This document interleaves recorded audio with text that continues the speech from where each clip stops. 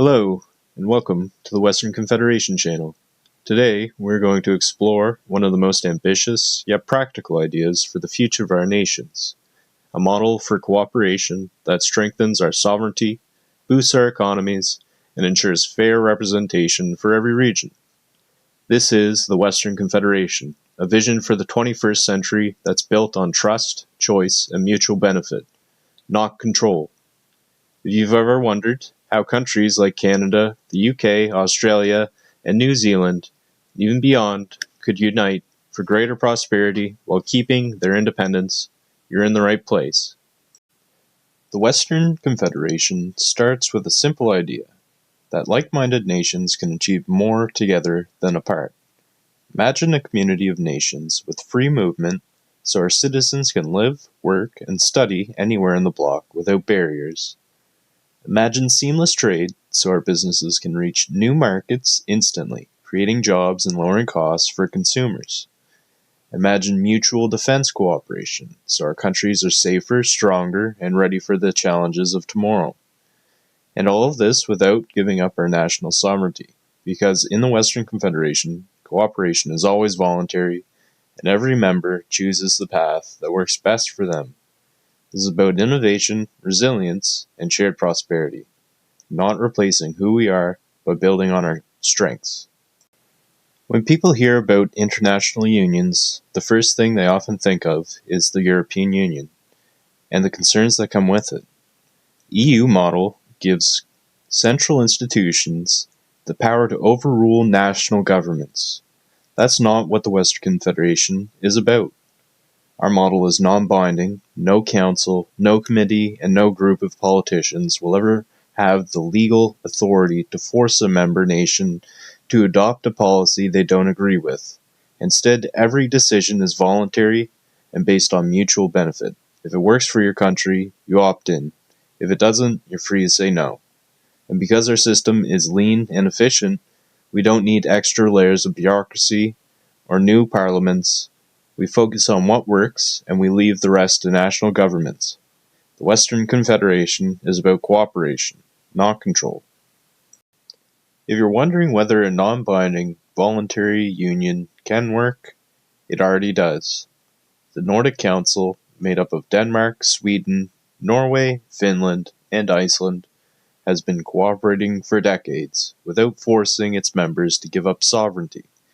They each share ideas, coordinate policy, and promote the cultural and economic exchange, all while each nation retains full control over its laws, its borders, and its future. There's no central parliament dictating terms, no loss of identity, just collaboration where it makes sense. The WC would follow the same principle, scaled up to a broader group of like-minded nations, proving that unity doesn't have to come at the cost of independence. One of the biggest challenges in any international partnership is balance, making sure smaller regions aren't drowned out by larger ones. That's where regional unions come in, by dividing each member nation into balanced regions based on a mix of population, GDP, resources, and industries. We give every part of the Confederation an equal voice. This means a smaller region like Atlantic Canada can stand shoulder to shoulder with larger regions like Southern England or Eastern Australia instead of being sidelined. Regional unions also make it easier to coordinate development projects, integrate local economies, and build self-sufficiency within each bloc. It's about combining local focus with global cooperation so the Western Confederation is strong from the ground up. Here's how the regional union system could look across the core CANZUK nations in the Western Confederation, starting with the United Kingdom, Greater London, including overseas territories, the UK's political and financial hub, extended globally through its overseas territories. Together, they represent a massive EEZ, offshore finance networks, and strategic military bases such as Gibraltar, the Falklands, and Diego Garcia. Southern England, advanced technology, finance outside London, agriculture, and logistics corridors. Northern England, manufacturing, heavy engineering, and expanding green energy. Scotland, offshore oil, gas, and a leading offshore wind sector. Wales, industrial manufacturing, steel, and renewable energy. Northern Ireland, trade gateway to Ireland, EU markets, growing tech and services. Canada, Atlantic Canada, fisheries, shipbuilding, offshore energy, and port trade. Central Canada, automotive, finance, aerospace, and heavy industry. Western Canada, oil, gas, agriculture, mining, and emerging tech hubs. Northern Canada, minerals, energy potential, and Arctic shipping/defense positioning.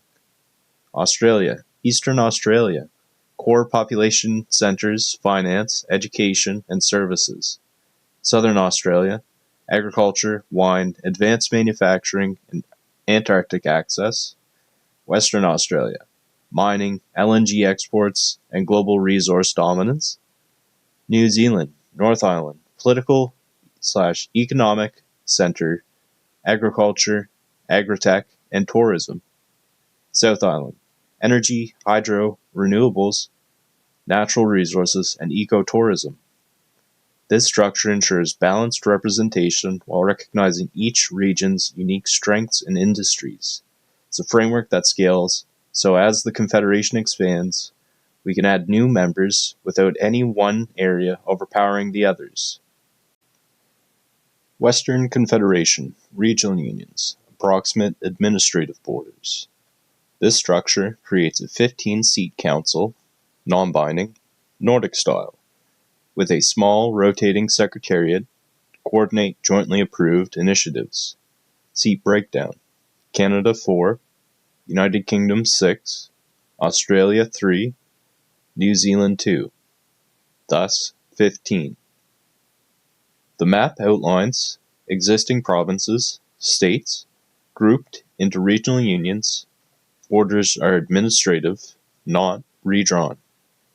Each union sends one delegate.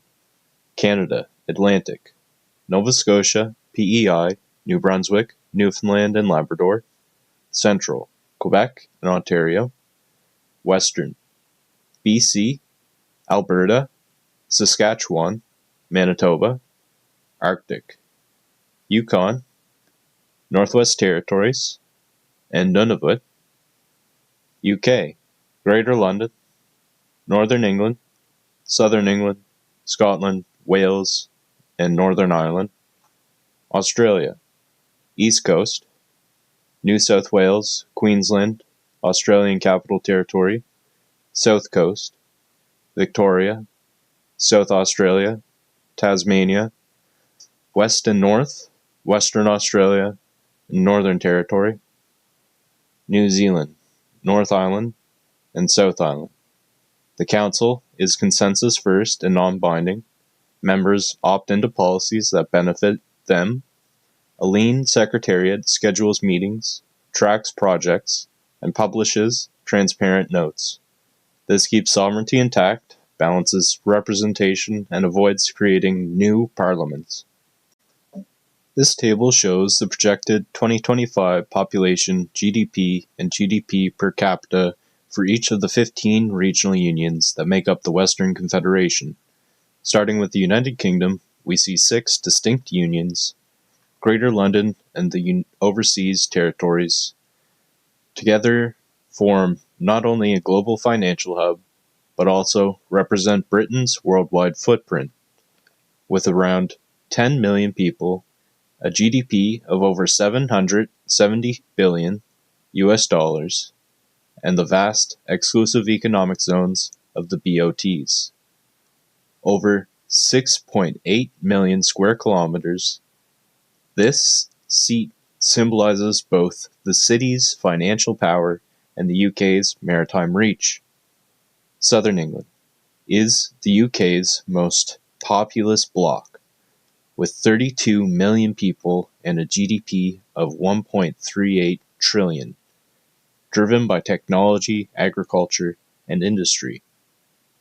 Northern England holds over 15 million people, anchored in manufacturing and engineering, with $500 billion in GDP.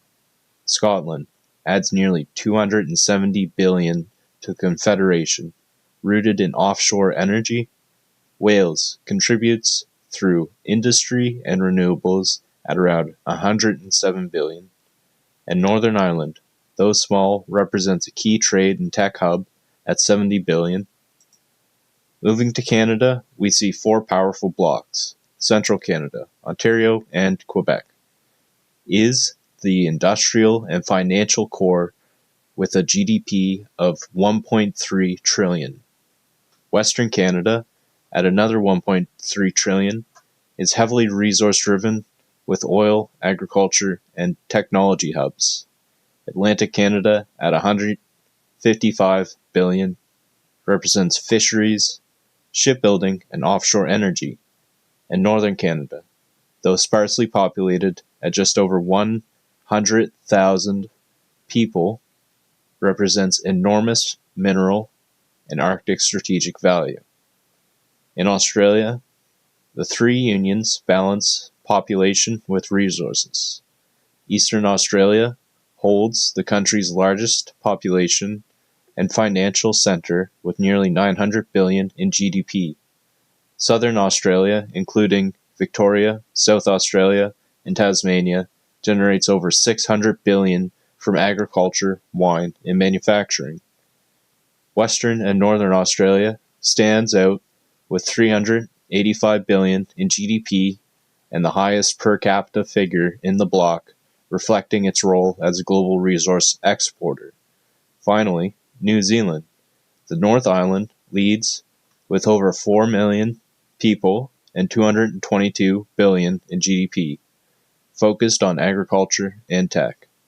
The South Island, with just 1.2 million people, produces $64 billion through renewable energy and natural resources. Taken together, these 15 unions represent a population of over 140 million, a GDP of over 7.7 trillion US dollars, and an average per capita income of around $54,000. What matters is not just the wealth and size of each union, but their strategic balance.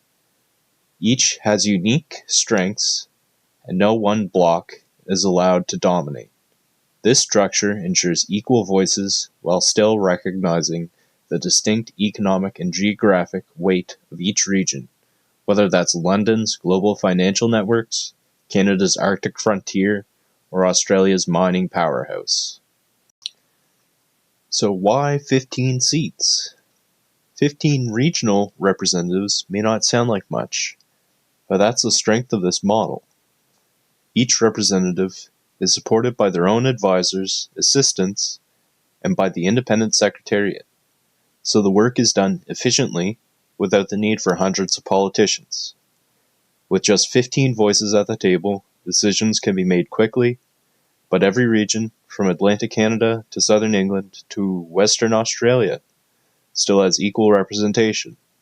And the costs? Minimal. A handful of representatives, a professional secretariat, and a network of advisors.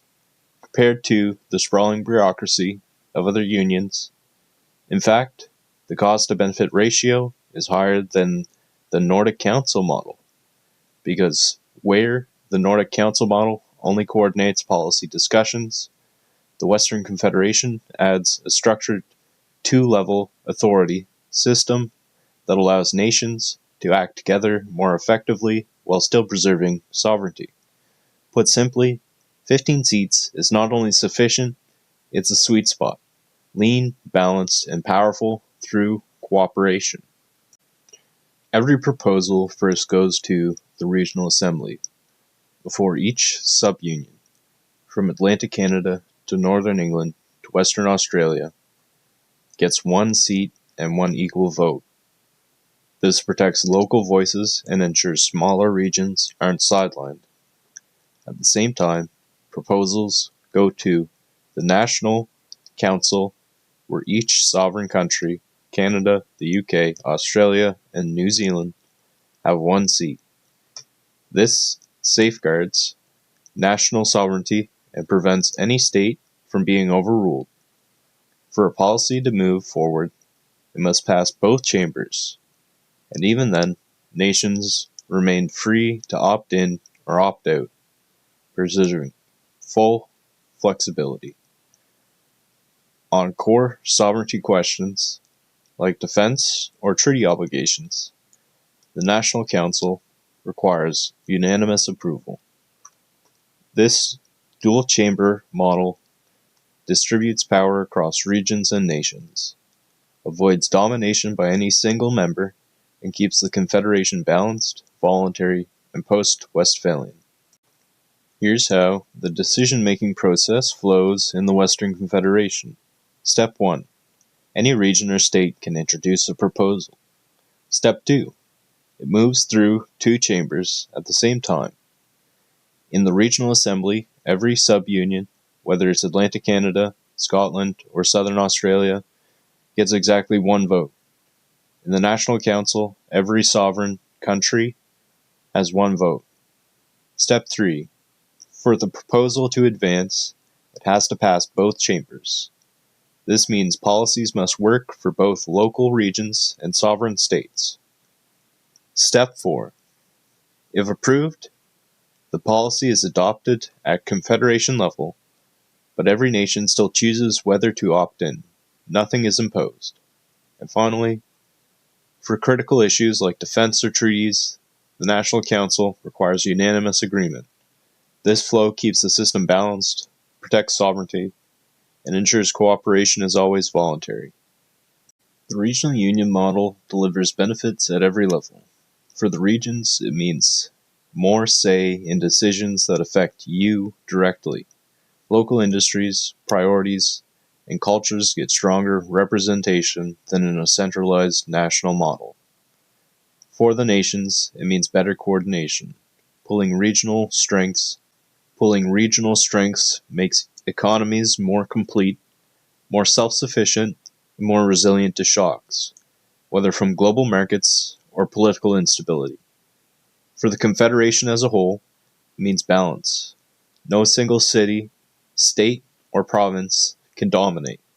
Trade, infrastructure, and security planning can happen with a real view of the whole picture. And beyond CANZUK, the same model can be applied across the Western Confederation, whether it's Atlantic Canada, South Coast Australia, Northern England, or even future members, giving everyone a fair voice. Most importantly, this isn't about building another layer of government, it's about building a stronger network of equals. Security in the Western Confederation is about coordination, not control. Each member retains full command of its own forces, but we cooperate on intelligence sharing, joint exercises, and rapid crisis response. Together, we can safeguard critical sea lanes, protect shared cyber infrastructure, and coordinate disaster relief operations faster and more effectively than any one nation alone. By pooling our technological capabilities and strategic resources, we deter threats without creating a centralized military authority, ensuring sovereignty and security go hand in hand. How is the Western Confederation different from other models like the European Union? The answer is simple. In the WC, everything is voluntary. Nations opt into projects that benefit them and simply stay out of the ones that don't. There's no central authority that can impose rules from above. Second, representation is based on regional equality, not just population size. That means an Atlantic, Canadian, or Welsh seat carries weight alongside larger blocks like Southern England or Central Canada. Third, sovereignty is preserved. Every state keeps full control of its defense, borders, and laws. Nothing is ceded to a supranational parliament. And finally, the system is lean and efficient. No sprawling bureaucracy, just a council, small committees, and a rotating secretariat. In short, the Western Confederation is about partnership, not centralization, cooperation by choice, not by coercion. The Western Confederation is more than just a policy idea. It's a blueprint for the future. By empowering regional unions, we preserve local identity while unlocking the scale and coordination needed to compete in the world economy. Imagine a CANZUK where no community is left voiceless, no industry is left unsupported, and no decision is made without those it affects at the table. Imagine a WC that works seamlessly with other democratic unions across the globe, building stability, prosperity, and innovation through cooperation, not domination. This isn't just for today's challenges.